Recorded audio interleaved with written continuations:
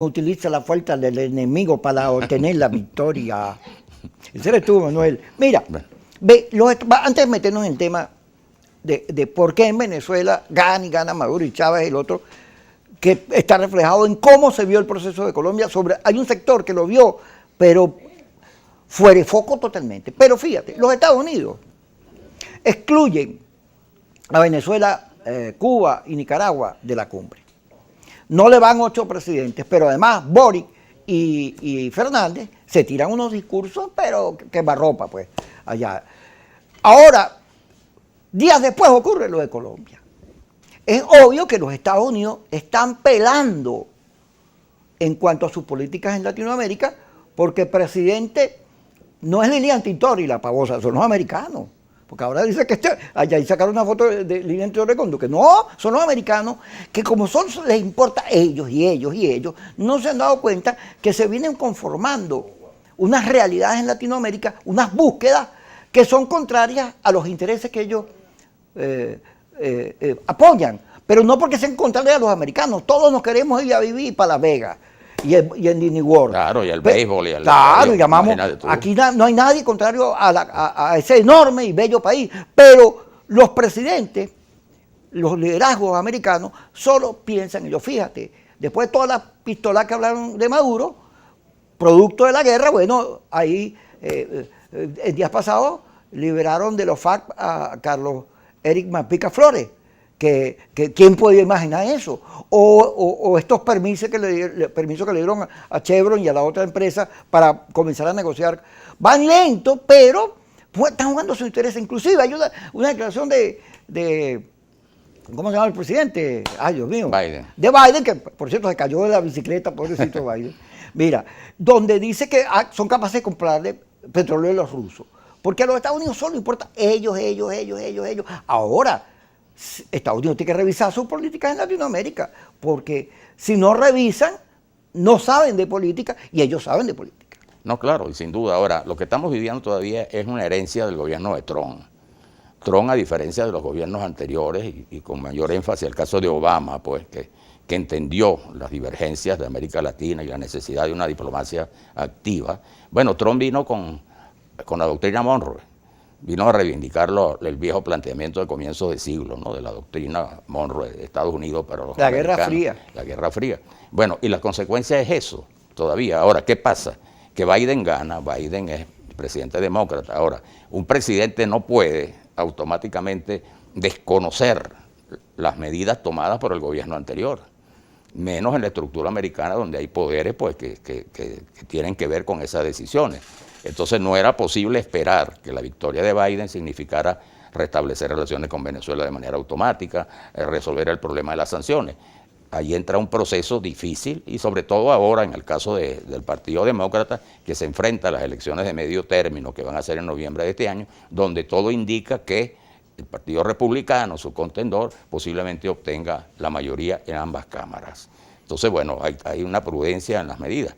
Pero sin duda alguna yo creo que lo importante es que entender cuál es la situación de Estados Unidos. Y en el caso de Colombia, esto es importante destacarlo.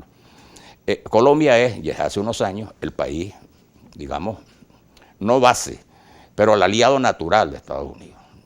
Con el pretexto y con el objetivo de la lucha contra el narcotráfico, bueno, todos sabemos que existe un convenio que estableciendo bases militares, ¿no? que operan en el caso de la lucha contra las drogas, pero que también son una fuerza militar activa, ¿no? Y lo hemos visto en los últimos hechos que han ocurrido.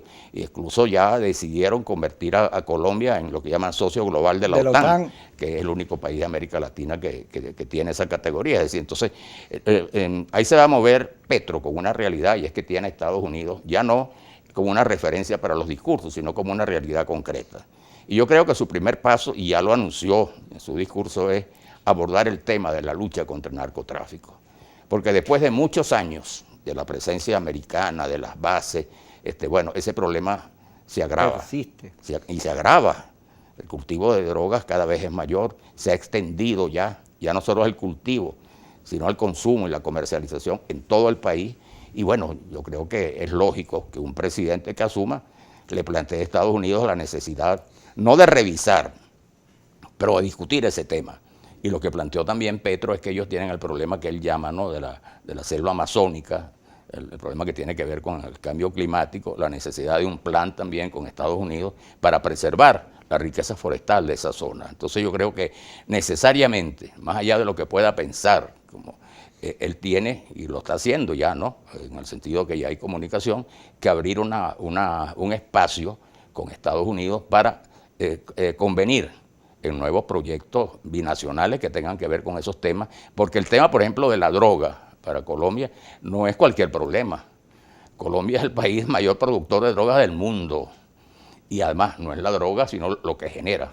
Eso explica también los niveles de violencia de Colombia, que es uno de los países más violentos del mundo y el más violento de América Latina. En consecuencia, pues es una prioridad para cualquier gobernante, sea de izquierda o sea de derecha.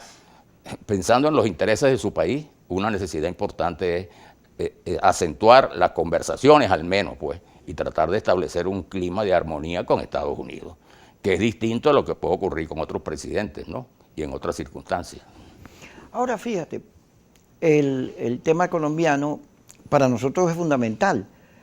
Ya tenemos 2 días de la victoria de Petro y han aparecido declaraciones. Hoy oí una de Antonio Carri que decía que deberían restituirse inmediatamente las relaciones, que había una comisión para atender el tema de la inmigración venezolana, atenderla desde el punto de vista de Estado, los 2 estados, buscando solventar las malas condiciones de los venezolanos que se encuentran en el vecino país, que el caso Monómeros, que debía presentarse un informe sobre lo que ocurrió ahí, que Duque taparió, que Duque evitó que eso se saliera. La prensa colombiana publicó todos los informes, pero no hubo de la Fiscalía culminar eso en un proceso que explicara lo que ocurrió ahí. El caso Monómeros, que puede terminar aquí, que se conozca quién tenía la razón, si Calderón, Berti o el G4, en cuanto a lo que se decía uno de uno y el otro del otro.